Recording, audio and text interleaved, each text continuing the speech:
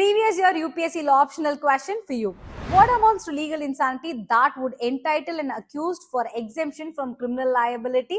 Demand of the question, you say the concept of legal insanity and what standard of legal insanity is required to wipe away your guilt. Any legal principle will have a logical backup. For this principle, any man who does not know the consequence of his action shall not be punished. Okay, then you give the important sections of BNS and IPC and their key ingredients.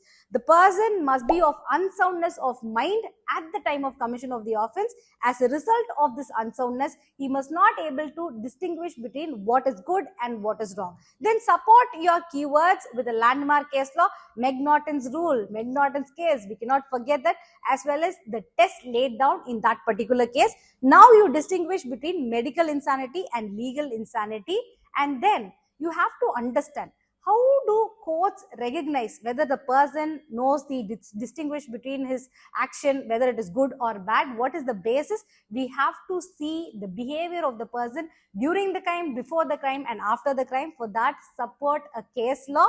Very simple. In a case law, what happens? A person will kill his mother-in-law. Very good target, right? So he will take the torch, knife, jumps over the compound wall and kills the person. See how he is behaving, well planned. So although he may be medical insane, he is not legally insane and he will not get the benefit. And give a conclusion, conclude your answer.